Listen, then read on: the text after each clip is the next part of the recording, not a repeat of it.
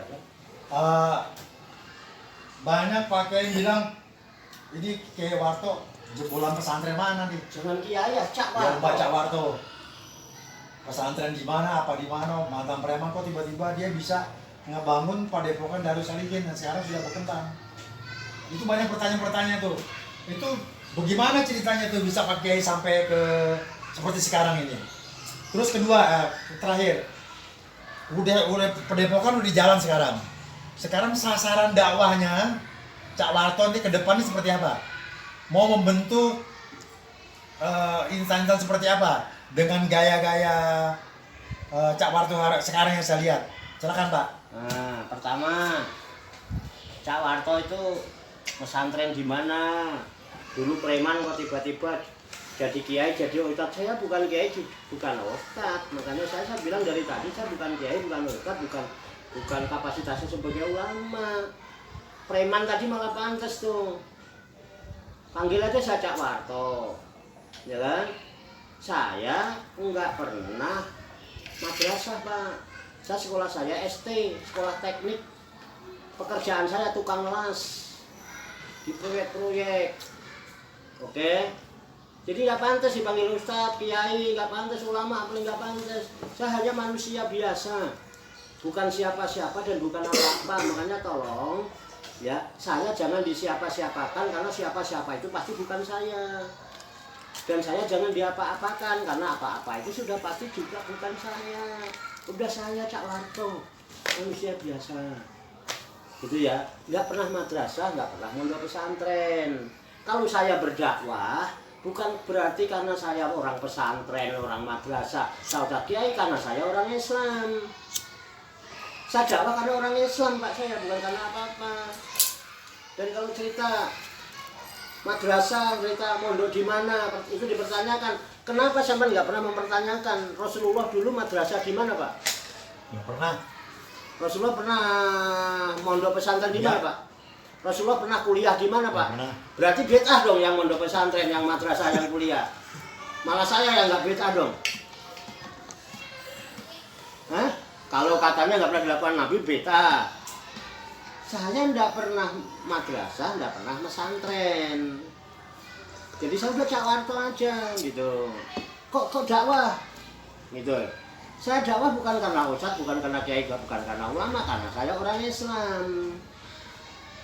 Kok bisa ngerti itu? Ya saya orang Islam kan perlu belajar supaya saya ngerti Islam. Saya belajar dari siapa aja, kan malah sampean yang ngajarin saya. Sampean yang nuntun saya suruh ngaji. Ingat nggak tahun 70 berapa? Tahun 80 berapa itu? 88 apa 89 itu sampai. Tuntun ke Kuitang, suruh dengerin ceramah. Lah kok sampai malah nanya saya begitu? Lucu zaman ini. Wah, masa zaman lupa sama Pak Muhammad Nur Hasan Sidat. Oke bro ya, itu saya jadi latar belakang saya memang nggak pesantren. Saya nggak malu Pak. Saya nggak harus bohongin sampean. Kalau saya bisa bilang saya mondok pesantren di Langitan, nanti percaya sama? Pasti percaya kalau saya mau. Betul nggak? Kalau melihat gelagatnya sampean udah kayaknya Mas Agi menganggap saya itu orang apa? Saya orang Tuban, Langitan ada di Tuban. Kalau saya ngaku saya dari pondok pesantren Langitan, sampean pasti percaya. Saya bilang saya dari Tebu Ireng, sampean pasti percaya. Wong Tebu Ireng sama Tuban itu dekat, dan di Tuban banyak pesantren. Tapi saya tidak pernah pesantren, tidak pernah madrasah, dan saya tidak malu.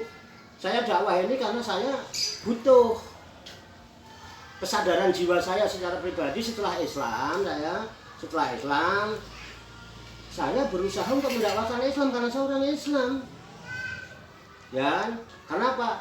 Alladzi ja'ala da'wata ilal huda wa dilalata 'alal khairi wa nasihata lil muslimin.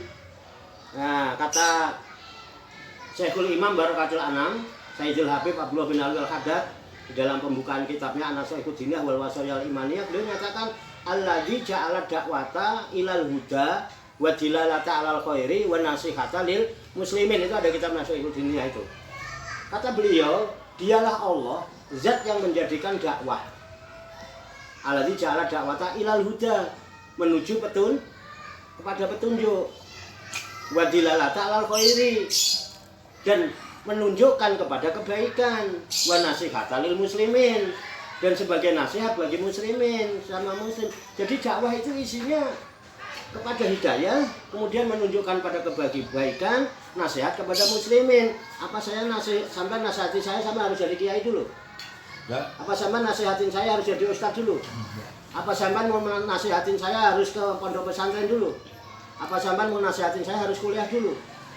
Enggak kan? Kan tawasobil hak itu bukan apa? Bukan didominasi oleh ustadz dan kiai, bukan didominasi orang pesantren. Kita semamanya tawasobil hak, tawasobil sobri, tawasobil marhamah. Nah, itu ya. Dan beliau nyatakan warfa'i darajati. Jalan dakwah itu jalan yang tinggi derajatnya di sisi Allah. Orang yang menempuh jalan dakwah warfa'i darajati itu menduduki derajat yang paling tinggi jalan dakwah itu, Pak. Ya saya kan kepengen, Pak. Saya pengen Allah mengangkat derajat saya.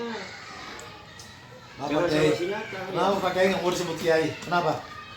Ya emang saya bukan Kiai. Padahal orang-orang yang ketika ilmu agama sudah mumpuni, dia cenderung ingin diakui eksistensinya. Begini, Dia takut tidak terhormat apabila tidak dipandang kiai, tidak dipandang ustadz. Kalau sampean malah sebaliknya. Ini apa ilmunya nih? Gini, Pak. Kenapa ini?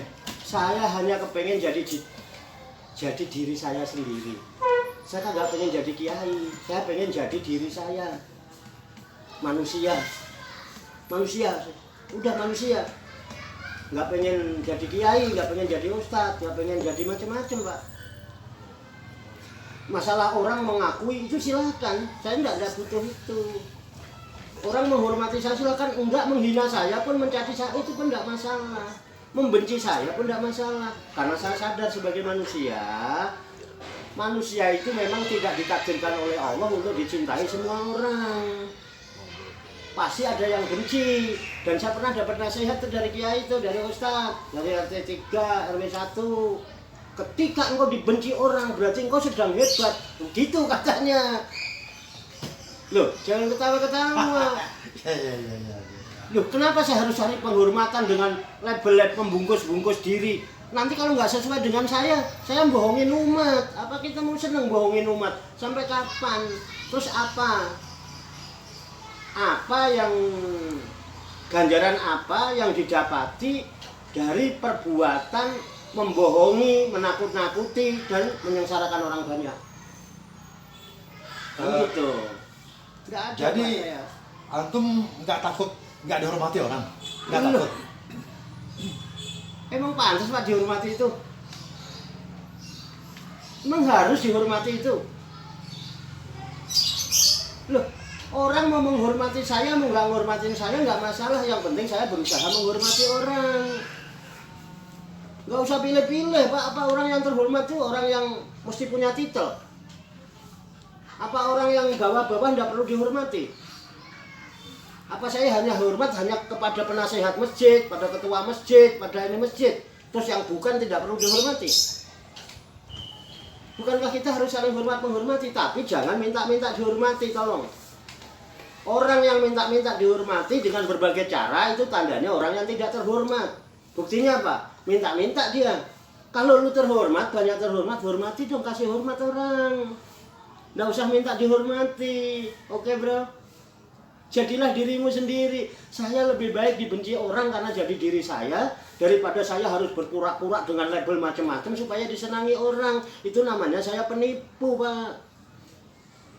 Dunia ini penuh tipu daya. Saya tidak harus menipu-nipu lagi. Kesian orang ketipu terus. Terus terakhir pertanyaan saya. Target dakwanya antum apa ke depan? Target dakwah, tujuan didirikan dari Solikin nih kesananya apa? Saya tidak punya target. Punya target. Oh, saya itu tidak pernah target, Pak. Ya, saya tidak pernah target. Jadi karena target itu tidak baik. Ya, orang yang menargetkan segala aktivitasnya, kalau dia berhasil, dia paling tidak ujub. Targetnya berhasil, ujub. Dan naiknya jadi sombong, takabur. Kalau nggak tercapai target, apa Pak? Stres, malu dan lain sebagainya. Saya tidak muluk-muluk dakwah ini. Saya konsepnya satu, kata Rasulullah, khairun nas anfa'uhum linnas. sebaik-baik manusia yang bermanfaat untuk orang banyak. Gitu. Sehingga sarana ini alhamdulillah sampai saat ini saya jadikan sarana untuk pelayanan umat. Jadi saya hanya memposisikan saya sebagai khadimul umat, melayani umat. Saya begini ini pengabdian, Pak. Saya itu hanya abdan abadah. Saya itu hamba Allah yang mengabdi, yang menghambakan diri kepada. Betul, saya begini mengabdi, pengabdian, Pak. Melayani sampean, melayani siapa aja, ada urusan apa yang mampu kita layani. Supaya ini manfaat, sehingga di sini ada coba yang ngecap apa itu, ada katanya Pak Warto itu eksklusif. Apa sih Pak eksklusif itu, Pak? Menyendiri. Saya nggak menyendiri. Orang mungkin yang eksklusif itu tokoh biasanya, Pak. Saya bukan tokoh, bukan apa-apa, eksklusif nggak pantas. Tanya Cak Warto itu, Pak. Cak Warto dari kalangan anak kecil itu kenal namanya Cak Warto, Pak. Anak ketemu Pak Warto, assalamualaikum Pak Warto. Masih minta salim, Pak, anak kecil itu. Boleh cek. Anak remaja, ya kan? Bapak-bapak muda, bapak-bapak tua, bapak-bapak aki-aki. Mana sama Pak Warto ada yang jauh? Pak Warto enggak eksklusif. Kenapa? Saya pengen berguna untuk orang banyak. Dakwah ini tidak ada target apa-apa. Bagaimana sisa umur ini bermanfaat untuk orang lain. Oke, Pak. Tidak ada target ya, Pak. Berhubung hari sudah sore, saya mohon maaf, mohon izin. Sama saya, sama Nanti belum ya, habis tuh. saya mohon maaf nih kalau pertanyaan-pertanyaan Oh, terlalu enggak. kritis. Saya mohon maaf nih ya. Saya senang sekali. Yang redo ya. Ajak saudara-saudara Oke, kita yang Pak Ustaz. lain, Pak Ketum, Pak Oke, Fajar. Pak Ustaz, ya. Oke, Assalamualaikum. Ini enggak diminum. Makasih ya, Pak. Ya. Siap. Sip.